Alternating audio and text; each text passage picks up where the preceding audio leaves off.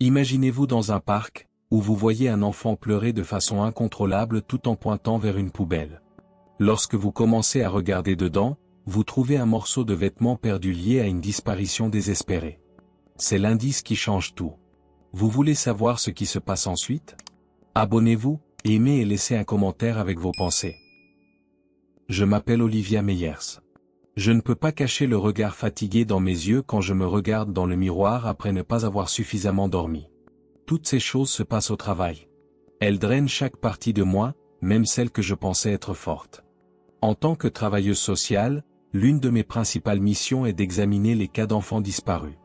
Chaque jour, je dois regarder dans les yeux des parents dont les yeux sont vides parce que leurs enfants ont été enlevés de manières incompréhensibles. J'ai tout vu. J'ai été responsable de cas qui se sont réglés rapidement et de cas qui ne se sont jamais résolus. La douleur reste même après que la blessure soit guérie. Mais le cas d'Émilie m'a fait ressentir quelque chose de différent. Elle avait le même âge que ma sœur Clara lorsqu'elle a disparu sans laisser de traces, 6 ans. La photo d'Émilie me brise le cœur chaque fois que je la vois. Elle est si mignonne dans sa robe bleue avec la fleur brodée sur sa poitrine. J'essaie d'ignorer la douleur en me concentrant sur mon travail, mais Clara est toujours là. On ne peut pas porter le poids d'un canon résolu et puis le poser. Je me lève à 5 heures chaque matin, je prépare un café fort, puis je commence ma routine quotidienne de révision de rapports, de suivi des pistes et de nombreux appels. J'ai beaucoup de papiers sur mon bureau au travail, comme des photos d'enfants disparus, des dossiers médicaux, des témoignages de témoins et d'autres informations qui doivent être mises en ordre. Je continue à suivre beaucoup de ces pistes, même si elles ne mènent nulle part. Beaucoup de mes collègues auraient abandonné ces cas, mais je ne peux pas. Même quand il semble que cela ne marchera pas, je ne peux pas. Jérémy est toujours là pour me le rappeler. Jérémy est un détective privé qui travaille sur la plupart des cas de personnes disparues dans la ville. Il trouve toujours un moyen de se moquer de mon travail. Il pense que je suis stupide de me soucier autant et que mon cœur va me tromper et me faire de mauvaises choses. Il pourrait avoir raison. Souvent, mon dévouement va à l'encontre de ce qui semble logique. Je ne peux tout simplement pas m'en empêcher. C'est pour cela que le cas d'Émilie est différent, cette fois je ne peux pas échouer. La mère d'Émilie m'a supplié de l'aider dans mon oreille chaque fois que je passe un appel, et je me souviens de ma propre mère assise sur le canapé, perdue dans les larmes et le silence, lorsque Clara a disparu il y a des années. L'idée de Clara revient sans cesse me hanter. J'avais 16 ans à l'époque, et j'ai eu l'impression de l'avoir laissée tomber pendant longtemps. J'aurais dû faire plus attention, mieux les protéger, et peut-être même être plus forte. Je vais plonger directement dans chaque cas aujourd'hui pour essayer de trouver des réponses qui aideront d'autres familles à éviter ce que ma famille a traversé. Mais parfois, j'ai l'impression de tourner en rond. À chaque seconde, l'horloge du bureau émet un bruit sec, comme si elle se moquait de mon incapacité à trouver des réponses. En révisant le dossier d'Émilie ce matin, j'ai eu l'impression d'avoir un poids supplémentaire sur les épaules. Mon cœur battait un peu plus vite à chaque page. Le rapport parlait des derniers pas de la fille avant sa disparition, y compris où elle a été vue pour la dernière fois et ce qu'elle portait dans son sac à dos, comme des jouets et de la glace à la fraise. J'ai fermé les yeux pour essayer de bloquer le sentiment de déjà-vu qui était sur le point de me submerger. Bien que je connaissais cette histoire par cœur, j'avais l'impression de me souvenir de quelque chose que je préférais ne pas. Maria, l'une de mes collègues, a frappé à la porte de mon petit bureau pendant que j'étais occupé avec des papiers. « Olivia, tu as besoin d'une pause » m'a-t-elle dit d'une voix douce. Marianne est mon roc. C'est la seule personne qui peut me faire prendre un moment pour respirer. Dans le coin du bureau, elle a laissé une tasse de thé. Pendant un instant, j'ai pensé à faire ce qu'elle disait. Mais je devais retourner au travail. Pourtant, je devais parler au policier en charge du cas d'Émilie. Je savais que ce serait difficile. Les policiers ne travaillent pas toujours avec les travailleurs sociaux, c'est particulièrement vrai lorsqu'ils pensent que nous allons trop loin. Je me sentais triste lorsque je suis descendu à la station. Ce matin-là, il faisait froid dans la ville, et chaque rafale de vent traversait mon manteau mince. Quand je suis arrivé, Jérémy était déjà là, appuyé contre le comptoir d'une manière qui montrait qu'il n'était pas pressé. Il m'a vu et a souri de cette manière méchante qu'il a toujours.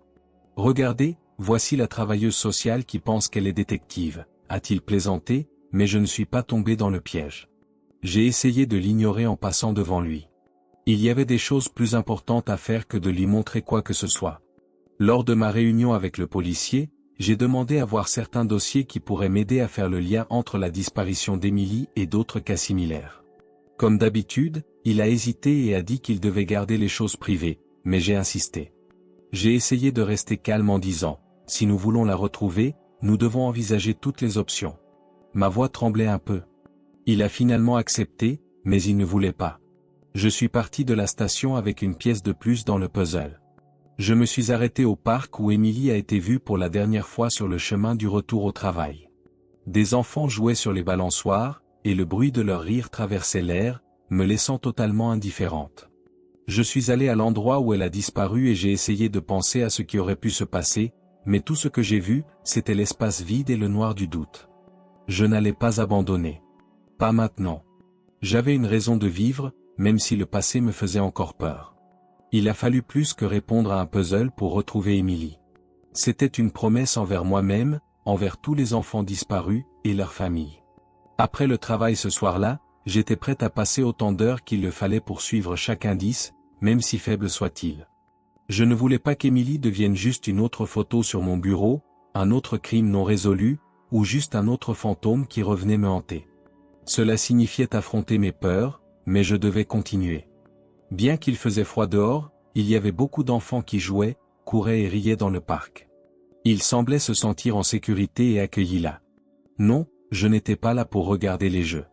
J'étais là pour suivre une piste qui ne semblait au début mener nulle part. Quelqu'un avait dit avoir vu une fille qui ressemblait à Émilie près des balançoires quelques jours avant sa disparition. Bien que le temps pressait, je devais tout vérifier, même les plus petites choses. En marchant à travers le portail en fer qui fermait le parc, je pensais au pas qu'Émilie pourrait avoir fait. Il semblait qu'il y avait des questions non résolues dans chaque espace vide entre les équipements de jeu. C'était comme si l'endroit cachait des secrets dans ses coins les plus profonds. Il y avait plus de stress sur mes épaules à cause de cette tâche, et j'ai presque voulu revenir à la voiture pendant un moment. Le vent était trop fort pour ma peau, et il faisait froid. Je ne savais pas pourquoi, mais mon instinct me disait de continuer. C'est alors que j'ai entendu quelqu'un crier. Au début, j'ai pensé que c'était juste un enfant en colère parce qu'il n'avait pas eu le jouet qu'il voulait ou qu'il était tombé dans le sable. Le son, cependant, était différent, plus désespéré et plus fort. Une femme était à genoux à côté d'un petit garçon, peut-être âgé de 5 ans, qui pleurait violemment. J'ai regardé autour de moi et les ai vus. La femme essayait de calmer son fils tout en le voyant pointer vers quelque chose devant eux, l'air frustré et presque effrayé. C'était une poubelle. Mon cœur s'est mis à battre plus vite. Ce sentiment de terreur qui m'envahissait était étrange. En m'approchant lentement, j'ai examiné la scène. Le garçon ne cessait de pointer et de pleurer, comme s'il y avait quelque chose de mauvais qui venait de ce côté. La mère secouait la tête, visiblement en colère, et essayait de détourner l'attention de l'enfant, mais il ne voulait pas détourner son regard. Quand je me suis approché suffisamment pour entendre ce qu'il disait, j'ai ressenti un frisson. Les mots sortaient de sa bouche à travers des sanglots répétés qui ne faisaient aucun sens. Il répétait sans cesse, « Ça regarde ?» d'une voix terrifiée. En bougeant lentement pour ne pas effrayer davantage l'enfant, je me suis agenouillé à côté de la mère. J'ai essayé de paraître calme en disant, « Excusez-moi. Je travaille en tant que travailleuse sociale. Puis-je vous aider ?» La femme semblait soulagée d'entendre ma voix. Elle a essayé d'expliquer ce qui se passait mais semblait secouer la tête. Ses yeux étaient grands ouverts, remplis de préoccupation. Elle dit d'une voix tremblante, « Je ne sais pas ce qui se passe. » Tout à coup, il a arrêté de jouer et a commencé à pleurer en pointant vers cette poubelle. Il ne veut pas partir. Ça m'a fait mal au ventre. Je n'étais pas sûr de ce que j'allais trouver, mais la façon dont l'enfant regardait cette poubelle me faisait penser que quelque chose n'allait pas du tout. Comment un enfant pouvait-il avoir aussi peur de quelque chose de si simple et sûr? Puis-je regarder? J'ai essayé de garder ma voix stable en posant la question. La mère a dit oui et a attiré son fils vers elle pendant qu'il pointait de son doigt tremblant et avec des yeux écarquillés. J'ai pris une grande respiration et me suis dirigé vers la poubelle. Avant même d'arriver au couvercle, j'ai senti une odeur très désagréable qui venait de l'intérieur, et pendant un instant, j'ai pensé à abandonner. J'ai essayé, mais j'ai échoué. J'avais une raison d'être là.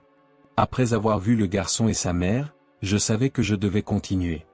Lentement, ma main tremblante a soulevé le couvercle, et j'ai essayé de ne pas penser à ce que je pourrais trouver. Une petite chaussure rose couverte de terre et de feuilles se trouvait à l'intérieur de la poubelle, parmi les déchets alimentaires et les ordures qui s'étaient accumulées. Elle ne devait pas être là. J'ai ressenti un frisson. Alors que j'essayais de garder ma respiration stable, je me suis penché et ai soigneusement sorti la chaussure. C'était une chaussure pour enfants, du genre que les mamans achètent pour leurs petites filles. Il y avait une fleur blanche brodée sur le côté. Cette chaussure m'était familière. Sur la photo que j'avais sur mon bureau, Émilie portait exactement la même paire. Mon esprit allait dans toutes les directions à la fois. Ça pourrait être une coïncidence. Je me suis dit pour me calmer, que beaucoup d'enfants portent des chaussures qui se ressemblent. Mais quelque chose en moi me disait que ce n'était pas un accident et que ce petit détail était un signe que je ne pouvais pas ignorer. Lorsque la mère du garçon a vu mon visage, elle est devenue tendue. Qu'est-ce que c'est ? Demanda-t-elle en voyant que mon visage avait changé. J'ai essayé de rester calme en la regardant et en souriant, mais cela ne touchait pas mes yeux. J'ai essayé de ne pas l'effrayer davantage en lui disant « c'est juste une chaussure d'enfant ». Mais mes mains tremblaient. Cela pourrait ne rien être, dis-je. Mais je crois que je devrais jeter un coup d'œil plus attentif. Quelque chose au fond de la poubelle a attiré mon attention à ce moment-là. Quelque chose qui semblait à peine briller à travers le tas de déchets, comme une ombre. Je me suis de nouveau penché et ai soigneusement déplacé les déchets alors que mon cœur battait plus vite dans ma poitrine. C'était froid et dur quand je l'ai touché. Au milieu du papier sale et des restes de nourriture, il y avait une petite chaîne, que j'ai lentement tirée. La chaîne avait un pendentif en forme de cœur en or qui était encore brillant bien qu'il soit sale. C'était clair pour moi. Lorsque nous avons parlé pour la dernière fois, la mère d'Émilie m'avait dit que sa fille ne quittait jamais la maison sans ce collier, qui était un cadeau de son père. Mon cœur s'est arrêté de battre. Il y avait quelque chose devant moi que je ne pouvais pas ignorer. Le garçon continuait de pointer vers la poubelle en pleurant et en enfouissant son visage dans l'épaule de sa mère. C'était comme s'il savait quelque chose que nous ignorions, comme s'il pouvait voir des choses que je ne pouvais pas. Je pouvais sentir chaque battement de mon cœur dans mon cou. Je devais quitter cet endroit et faire analyser ces objets, mais surtout, je devais comprendre ce qui se passait. Il y avait quelque chose de très mauvais que l'enfant savait. J'ai essayé de paraître forte en remettant à la mère la chaussure et le collier et en disant « Je vais devoir emporter ça ». La seule chose qu'elle fit fut hocher la tête, ses yeux grands ouverts, pleins de peur et de confusion. Le garçon a finalement cessé de pleurer, mais il gardait les yeux fixés sur la poubelle, comme s'il pensait que quelque chose sortirait de cet endroit sombre et sale. Lorsque je suis retourné à la voiture, j'ai soigneusement rangé les objets et fermé la porte avec un profond soupir. Même si je ne comprenais pas tout, je savais que j'avais trouvé quelque chose d'important. Quelque chose qui pourrait m'aider à retrouver Émilie ou du moins à donner un indice sur ce qui lui était arrivé. Lorsque je suis retourné au bureau, la chaussure et le collier étaient soigneusement enveloppés dans un sac plastique. Le seul son dans la pièce vide et silencieuse était celui de l'horloge au mur, qui semblait me dire de bouger. On aurait dit que chaque seconde était soit un pas de plus vers la fin de l'affaire, soit un pas de plus loin de celle-ci.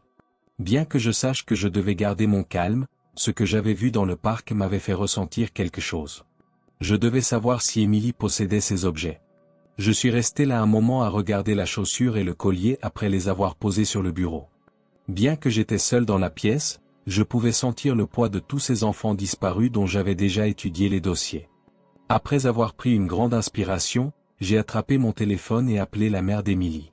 Lorsque j'ai posé des questions précises sur la chaussure et le collier, ma voix tremblait. Bien sûr, le cœur en or et la chaussure rose avec la fleur brodée étaient bien à Émilie, m'a-t-elle dit. J'ai ressenti un mélange de peur et de soulagement lorsque j'ai raccroché. Pendant des mois, c'était le premier véritable indice. Cela signifiait aussi que quelque chose de grave était arrivé et qu'Émilie était en réel danger. Je devais agir rapidement. À cet instant précis, Jérémy est entré dans le bureau sans même frapper. Il m'a parlé d'un ton condescendant en disant « J'ai entendu dire que tu as trouvé quelque chose au parc. » Je connaissais bien ce ton. « Es-tu sûr que poursuivre ça suffit ?» Il s'est appuyé contre l'encadrement de la porte, les bras croisés, et m'a regardé avec une attitude arrogante qui m'a immédiatement mis en colère. Je n'ai pas levé les yeux, je me contentais de dire « ça me suffit ». Je ne voulais pas qu'il se sente bien de savoir à quel point sa présence m'affectait. Les gens en ville pensaient que Jérémy était l'un des meilleurs détectives, et nous avions travaillé ensemble sur plusieurs affaires. Mais il était toujours un pas devant moi, me poussant, comme si je n'étais pas capable de gérer le stress toute seule. Et peut-être qu'une part de moi pensait vraiment cela. Il est entré dans la pièce en faisant quelques pas et a froncé les sourcils en voyant les objets sur le bureau. Il a demandé d'un ton préoccupé, « Tu penses vraiment que ces objets vont mener quelque part? Olivia, tu sais que les affaires de disparition se terminent après quelques semaines? Ce n'est pas certain que ce soit ce que tu penses. » Mon sang a commencé à bouillir. Je lui ai répliqué sèchement, en le regardant droit dans les yeux, « C'est pour ça que tu ne peux pas résoudre les affaires les plus difficiles. Parce que tu abandonnes avant même d'essayer. » Pendant une seconde, il est resté choqué, mais ensuite il s'en est remis et a souri sarcastiquement. Il a répondu calmement, « Ce n'est pas une question d'abandonner. C'est une question d'honnêteté. Olivia, tu peux le faire. Je sais à quel point Emily est importante pour toi. Je ne veux juste pas que tu sois blessé plus que nécessaire. » Je n'ai rien dit en le regardant quitter la pièce tel un orage qui causait le chaos. Je savais qu'il travaillait aussi sur l'affaire d'Emily, et j'étais un peu inquiète de la dureté de ses paroles. Pourtant, je savais que je ne pouvais pas lui laisser prendre cette affaire. Il y avait quelque chose dans cet indice, et j'étais prête à tout, même si cela signifiait affronter mes peurs. Dès que Jérémy est parti, je me suis assise et j'ai commencé à rassembler ce que je savais déjà. Il y avait les témoignages, les photos d'Emily, et les paroles de ses parents. Maintenant, examinons les objets trouvés au parc. J'ai revu tout cela encore et encore pendant toute la nuit, cherchant un schéma ou un lien qui pourrait m'orienter quelque part. La photo d'Emily sur mon bureau me regardait comme si elle attendait que je découvre pourquoi elle n'était pas là. Le lendemain, j'ai emporté la chaussure et le collier au laboratoire médico-légal pour demander une enquête complète. Je devais m'assurer que ces objets étaient bien à Emily, puis chercher toute preuve que ces objets aient un lien avec sa disparition. L'équipe a confirmé l'authenticité des objets, mais ils m'ont dit que cela prendrait un certain temps pour voir les effets, ce qui m'a encore plus énervé. Je détestais devoir attendre et me sentir impuissante, mais je savais que c'était la bonne chose à faire. Au fil des jours, je suis retourné au parc pour voir si je n'avais pas raté un autre indice. J'ai scruté chaque coin, observé les caméras de sécurité à proximité, et parlé aux gens qui vivaient et travaillaient dans le quartier, mais rien de nouveau n'est ressorti. On aurait dit que l'affaire était terminée, comme Jérémy l'avait dit. Je ne voulais pas abandonner. Puis, un après-midi, Jérémy m'a appelé à l'improviste. Il avait réussi à parler à une nouvelle personne qui pourrait lui dire quelque chose sur le parc et ce qui pourrait s'être passé autour du moment où Emily a disparu. J'y ai réfléchi un moment avant d'accepter de le rencontrer pour entendre ce qu'il avait à dire. Je ne lui faisais pas confiance, mais je savais que tout renseignement était mieux que rien. Jérémy était au café près du parc lorsque nous nous sommes rencontrés. Il avait l'air sérieux et n'affichait pas son sourire sarcastique habituel. On aurait dit qu'il était réellement inquiet. Une femme d'âge moyen, qui travaillait comme femme de ménage dans le quartier, a dit qu'elle avait vu une fille jouer seule près de la poubelle quelques jours avant qu'Emily ne disparaisse. Une fille qui ressemblait beaucoup à Emily. Cela m'a glacé lorsqu'elle a parlé de la scène. La femme a dit qu'elle avait vu la fille parler à un homme qui était partiellement caché par les arbres. C'est ce qui m'a fait m'arrêter. La silhouette était là, prête à rencontrer la fille, comme si elle la connaissait. Ce n'était pas une rencontre normale. Il y avait quelque chose de très étrange dans cette histoire, mais lorsque j'ai demandé plus de détails à la femme, elle a secoué la tête et a dit qu'elle ne se souvenait de rien. Jérémy avait l'air aussi en colère que moi. C'était la première fois que nous cherchions tous les deux des réponses qui semblaient ne jamais arriver. Je suis d'accord avec lui sur le fait que l'affaire était difficile, mais je savais aussi que je ne pouvais pas abandonner. Pas tant que le collier et la chaussure n'avaient pas été trouvés. Ce n'était qu'à ce moment-là qu'il comprendrait qu'il y avait quelqu'un, peut-être un homme, qui savait quelque chose sur la disparition d'Emily. À ce moment-là, le témoin est parti, laissant Jérémy et moi assis à la table, pensant à ce que nous allions faire ensuite. Le premier à parler fut lui. « Que vas-tu faire maintenant, Olivia ?» C'était une question simple mais directe. J'ai pris une grande inspiration car je sentais le stress monter. Ma réponse était ferme, je vais trouver cette personne. Cette personne sait quelque chose, et je vais découvrir quoi. C'était la première fois que Jérémy ne contestait pas mon choix, il hocha simplement la tête. Nous étions tous les deux dans cette affaire, que cela nous plaise ou non, et je savais que l'enquête ne faisait que commencer. Il était impossible de revenir en arrière après cela. Lorsque j'ai trouvé mon premier indice solide, j'étais prête à suivre l'affaire d'Emily jusqu'au bout, quoi qu'il en coûte. Cela avait évolué en quelque chose de plus grand que ce que j'aurais pu imaginer. Le manque de sommeil commençait à me peser, et le temps passait plus vite que je ne le pensais. J'étais coincé dans une boucle sans fin d'indices qui ne me laissait pas de répit. Je n'arrivais pas à sortir le visage d'Émilie de mon esprit, c'était comme une ombre. Il semblait que chaque nouvelle piste ne menait nulle part. L'espoir que j'avais ressenti en trouvant les objets dans le parc se transformait lentement en angoisse. J'ai passé des jours à examiner de vieux rapports, à taper des témoignages et à chercher des éléments qui auraient pu être manqués. Je retournais sans cesse au laboratoire de la police pour demander des nouvelles des tests des chaussures et du collier, mais on me disait toujours que le processus était en cours. Rien n'était plus frustrant que de ne pas obtenir de réponse du tout, et je ne pouvais plus supporter d'attendre. Les conflits ont commencé à affecter les personnes proches de moi. Marianne a vu que je devenais de plus en plus distante et m'a demandé de prendre une pause. Mais je sentais que je ne pouvais pas abandonner l'enquête. « Olivia, tu dois te reposer », m'a-t-elle dit une nuit, alors que je grignotais à peine la nourriture qu'elle avait préparée, sans y penser. Je pouvais à peine la regarder dans les yeux. Marianne avait toujours été là pour moi, une présence apaisante, quelqu'un qui se souciait de moi, mais je ne pouvais pas céder. Pas tant qu'il y avait une chance de retrouver Émilie. Je sais, ai-je dit, essayant de paraître plus calme que je ne l'étais vraiment. Mais je ne peux pas m'arrêter maintenant. Je sens que je suis proche de quelque chose. Tandis que Marianne soupirait et me prenait la main, ses yeux étaient remplis d'inquiétude. Je savais qu'elle avait raison, mais je savais aussi que je ne pourrais pas me reposer tant que je n'aurais pas trouvé la vérité et donné un peu de réconfort aux parents d'Émilie. J'ai commencé à passer plus de temps au travail qu'à la maison à mesure que les nuits devenaient plus longues. Sur mon bureau, des piles de papier et des photos d'Émilie s'étaient accumulées, accompagnées de notes écrites à la hâte sur des feuilles volantes. Chaque nouvelle idée que j'avais semblait plus désespérée que la précédente, et j'ai commencé à douter de ma détermination. Est-ce que j'étais vraiment sur la bonne voie? Est-ce que je pouvais retrouver Émilie, ou étais-je simplement à la recherche d'ombre? Après avoir regardé des cartes et des papiers pendant des heures, mes yeux me faisaient mal et ma tête me lançait une douleur lancinante. Il y a eu un moment où j'ai fermé les yeux. Lorsque je les ai rouverts, il était 3 heures du matin. Il m'était difficile de me lever de la chaise, car mes jambes étaient lourdes et mon esprit embrouillé. Comme si j'avais besoin de dire quelque chose, n'importe quoi, même si cela signifiait me faire ridiculiser, j'ai pris le téléphone et l'ai appelé. Il a répondu, « Olivia, tu sais quelle heure il est ?» d'une voix rauque et endormie. J'avais besoin de parler à quelqu'un, ai-je dit, mais ma voix était tellement fatiguée qu'elle a craqué. Jérémie, je sens que je perds le contrôle. Il semble que tout ce que je cherche ne mène nulle part. Ce que le laboratoire a dit n'est toujours pas revenu. Je ne sais plus quoi faire. Il n'a rien dit pendant quelques secondes, ce qui m'a rendue encore plus nerveuse. Je pensais qu'il allait me critiquer violemment, mais tout ce que j'ai entendu a été un ton plus calme, presque doux. Il m'a dit, « Tu te pousses trop loin. Je comprends que tu veuilles résoudre cette affaire, mais ça ne t'aidera pas si tu te fais du mal dans le processus. » Je voulais lui répondre et lui dire qu'il avait tort, mais je ne pouvais pas. À la place, je l'ai remercié et raccroché, me sentant comme si j'avais 2 fois plus de choses à faire. J'ai fermé les yeux et pleuré pour la première fois depuis longtemps. C'était un pleur silencieux et contrôlé qui a libéré une partie du stress accumulé. J'ai continué à suivre chaque piste les jours suivants, essayant de ne pas penser à la fatigue qui m'envahissait. C'est alors que le laboratoire a enfin appelé. Ils avaient trouvé quelque chose.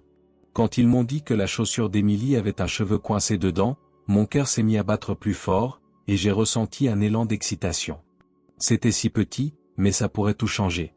Je me suis rendu directement au laboratoire et j'ai vu l'équipe m'attendre avec des visages graves. Ils m'ont dit que le cheveu ne lui appartenait pas, mais à un homme adulte. C'était un élément de preuve important qui pourrait nous aider à retrouver le suspect, et cela m'a renforcé. J'avais enfin l'impression d'aller dans la bonne direction. J'ai regardé la preuve et les comparé avec les dossiers des personnes ayant été vues dans le parc autour de l'heure de la disparition. Jérémie est arrivé au travail sans prévenir et avait l'air aussi intéressé que moi. Il semblait très sérieux en tenant le rapport et en tournant les pages. Il m'a enfin regardé et a dit, « C'est une avancée. Mais ce n'est pas suffisant. Il faut en savoir plus sur cet homme. » L'enquête est passée à une nouvelle phase, encore plus difficile et épuisante. Nous avons examiné les pistes, regardé les caméras de sécurité qui semblaient toujours tomber en panne au pire moment, et parlé à des témoins potentiels qui n'avaient pas grand-chose à dire. Le cheveu nous a donné un nouvel espoir, mais il nous a aussi rendus en colère, car il nous tirait dans une direction où nous ne pouvions être sûrs de rien. En même temps, Marianne s'éloignait de plus en plus. Elle est venue à mon bureau un dimanche après-midi, après une autre nuit sans sommeil. J'étais entouré de papier et j'avais un café froid à côté de moi. Elle a regardé autour d'elle, ses yeux se déplaçant d'une chose à l'autre comme si elle essayait de comprendre comment j'en étais arrivé là. Ce qu'elle allait dire, je le savais, mais cela m'a fait attendre. D'une voix calme et ferme, elle m'a dit, « Ça te tue. Prends une pause, même si ce n'est qu'un jour. S'il te plaît. » Alors que la culpabilité m'envahissait, j'ai fermé les yeux et j'ai essayé d'oublier tout cela. « Non, Marianne, je ne peux pas. Pas maintenant. » C'est tout ce qu'elle a fait, secouer la tête et partir. Je pouvais sentir le bureau se vider lorsqu'elle a refermé la porte, ce qui m'a donné un sentiment de solitude encore plus grand. Mais je devais continuer. Je devais suivre chaque indice et examiner chaque possibilité. Le cheveu était mon lien, et je n'allais pas le laisser filer. Même si cela signifiait m'éloigner de tout le monde et devenir moi-même dans le processus. Alors, jour après jour, j'ai continué à suivre des pistes qui, souvent, ne menaient nulle part. Même si mes yeux me faisaient mal et que mes mains tremblaient de fatigue, je n'allais pas abandonner. Le poids de l'obligation était trop lourd à porter, mais je sentais aussi que j'étais proche de quelque chose de la vérité, qui était effrayante, mais pourrait enfin ramener Émilie. Chaque matin était le même jusqu'à ce que quelqu'un appelle de nulle part et bouleverse tout. Le téléphone a sonné alors que j'étais dans mon bureau à examiner plus d'informations sur le cheveu trouvé dans la chaussure d'Émilie. C'était Jérémy, mais sa voix n'était pas tout à fait normale. Il semblait effrayé et en difficulté. « Olivia, dit-il, sa respiration lourde, on doit parler. Tout de suite. » Tout de suite, mon estomac s'est retourné d'une manière étrange. Quelque chose n'allait pas si Jérémy avait besoin de parler immédiatement. Que s'est-il passé? Essayai-je de rester calme en demandant. « Ne m'appelle pas. Rencontrons-nous dans la rue tout de suite, dit-il, puis raccrocha. Il n'y avait pas de temps à perdre. Ne sachant pas à quoi m'attendre, j'ai rapidement pris mon manteau et suis parti. J'ai trouvé Jérémy au coin d'une rue déserte. Il avait l'air très tendu. Il semblait attendre quelqu'un, mais il s'est précipité vers moi quand il m'a vu. Je ne savais pas quel genre de douleur se trouvait dans ses yeux. Cet homme avait toujours été sûr de lui et arrogant, mais ce regard ne correspondait pas à ça. Il m'a dit, « Olivia, il faut que tu saches quelque chose », avec une petite hésitation dans la voix. Quelqu'un m'a utilisé. Je ne le savais pas avant, mais maintenant je comprends. Je le regardais, dubitative. Utilisé? Qu'est-ce que ça veut dire pour toi? Baissant la voix, il regarda autour de lui pour s'assurer que personne ne nous écoutait. Tu te souviens de cette piste dans le parc? Celle que tu as découverte? Olivia, je savais pour ça. Je suis la raison pour laquelle tu l'as trouvée. Mon cœur a battu plus vite. Qu'est-ce que tu veux dire? Jérémy fit un pas en arrière et regarda autour de lui encore une fois. Il semblait tendu, comme s'il avait peur de ce qu'il allait dire. Quelqu'un dans la police m'a dit de m'assurer que tu suives cette piste. Ils étaient sûrs que tu y arriverais parce que tu es trop tenace. Peu importe ce qu'il en coûtait, tu ne lâcherais pas. Je n'ai rien dit pendant un moment, réfléchissant à ce qu'il venait de dire. Tu es en train de me dire que tout ça était un plan pour me tromper, demandai-je, mais ma voix ne sonnait pas aussi forte que je l'aurais voulu. Oui, dit-il, et son visage montrait qu'il en ressentait de la culpabilité. Olivia, je ne voulais pas être utilisé. Mais j'étais en danger. Ce qu'ils ont dit qu'ils me feraient perdre mon travail et tout ce pourquoi j'avais travaillé si je ne faisais pas ce qu'ils voulaient. Ils sont tellement bons pour manipuler les choses que je ne m'en suis pas rendu compte avant. Chaque mot qu'il prononçait détruisait un peu plus mon monde. J'avais toujours su que Jérémy n'était pas de mon côté, mais je n'avais aucune idée qu'il était aussi impliqué dans quelque chose d'aussi mauvais. Non seulement il était un ennemi arrogant, mais il était aussi utilisé pour cacher quelque chose de plus grand et plus dangereux. Qui d'autre est au courant de ça? J'avais presque peur de connaître la réponse quand je l'ai demandé. La peur et la tromperie s'accumulaient dans ma poitrine alors que je commençais à perdre confiance en lui. Jérémy détourna le regard et dit, « Je ne sais pas exactement qui est derrière tout ça. Mais je sais que les enquêtes sont manipulées. Je sais ça parce que j'ai dû m'impliquer d'une manière que je ne peux plus défendre. » J'étais choqué par ce qui venait de se passer. Il semblait que chaque partie de l'affaire avait été manipulée, comme des pièces de puzzle que je n'avais pas comprises. Je ne le savais pas, mais on m'avait dirigé sur la mauvaise piste. Je pensais que la piste du parc était ma meilleure chance de résoudre l'affaire, mais il s'est avéré que c'était juste un appât destiné à détourner mon attention du véritable dossier. « Tu ne savais pas ce que tu faisais, Jérémy ?» demandai-je, et la douleur dans ma voix montrait que j'avais été trahi. Il se sentait mal pour ce qu'il avait fait, mais cela ne changeait pas le fait qu'il m'avait toujours aidé à me tromper. Olivia, je ne savais pas jusqu'où ça irait. Maintenant je le sais. Tout ce qu'ils font est une tromperie, et ils me font faire leur sale boulot. Je ne peux plus continuer comme ça. Pas après avoir tout vu. J'étais en colère contre lui, mais je ne comprenais pas ce qu'il disait ni n'y croyais vraiment. Et, Jérémie, qui sont-ils? Qui est derrière tout ça? Il semblait avoir du mal à décider s'il allait me dire ou non. Lorsqu'il s'est enfin rapproché, il a presque chuchoté. Je pense qu'il y a quelqu'un dans la police qui ne veut pas que l'affaire d'Emily soit résolue. Quelqu'un qui risque beaucoup si on découvre la vérité. Ces mots ont frappé comme une bombe. Je savais qu'il y avait quelque chose qui n'allait pas, mais je n'avais aucune idée que cela était aussi proche. Jérémie était la clé de la découverte, mais je ne pouvais plus lui faire confiance. Mais je devais avancer, car la vérité était juste devant moi. Tu vas m'aider à découvrir qui est derrière tout ça, demandai-je d'une voix forte. J'étais coincé et je ne pouvais pas revenir en arrière. Je devais découvrir si quelqu'un dans le département de la police manipulait les affaires, peu importe le prix. Je pouvais voir que Jérémie avait du mal en me regardant. Il savait qu'il était dans une position difficile, mais quelque chose était en train de changer en lui. Il ne ressemblait plus à l'homme qui avait été trompé, maintenant il semblait déterminé à réparer les choses. Oui, fut sa réponse finale. Je vais t'aider. Cela me donna un peu d'espoir à nouveau. Cependant, je savais que cela nous mettait tous les deux dans une situation délicate. Tandis qu'il me le disait, j'avais l'impression qu'il y avait encore plus de secrets à découvrir, des secrets qui pourraient détruire tout ce pour quoi j'avais travaillé jusque-là. Tout avait conduit à ce moment. J'étais fatigué, épuisé physiquement et émotionnellement, mais je ne pouvais pas m'arrêter maintenant. Ce que j'avais découvert, le réseau de mensonges, les jeux manipulés, la complicité au sein même de la police, m'a donné la force de continuer. Je ne cherchais plus seulement Emily, je cherchais la justice. Ce réseau de corruption devait être exposé. Et j'avais enfin les preuves en main. Jérémie, malgré sa trahison, était désormais mon allié.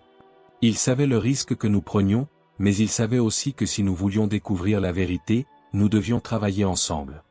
Je l'avais forcé à ouvrir les yeux sur ce qui se passait vraiment. Et maintenant, il était prêt à aider à démanteler la conspiration impliquant des officiers corrompus, ceux qui voulaient de quelque manière que ce soit garder l'affaire d'Emily et d'autres affaires d'enfants disparus cachés. L'opération était prévue pour cette nuit-là, dans un entrepôt isolé où ceux impliqués dans le réseau des disparitions gardaient leurs activités secrètes. Nous savions ce qui était en jeu, et il n'y avait pas de retour en arrière possible. Nous arrivâmes sur place avant l'heure prévue. Jérémie, nerveux, me regarda. « Tu es sûr de ça? On s'attaque aux plus hautes autorités ici. » Je le regardai, ressentant le poids de la décision mais aussi une force inattendue. « Je n'ai pas le choix, Jérémie. C'est bien plus grand que ce que j'imaginais. Si nous ne faisons pas ça maintenant, d'autres enfants disparaîtront, d'autres parents souffriront. Je ne peux pas laisser ça arriver. » « Je sais, » répondit-il d'une voix plus ferme que je ne l'avais jamais entendue. « Je ferai tout ce qu'il faut. » Nous marchâmes sur la rue déserte menant à l'entrepôt, nos pas résonnant dans le silence de la nuit. Au loin, les lumières de l'endroit clignotaient de manière menaçante. La tension était palpable.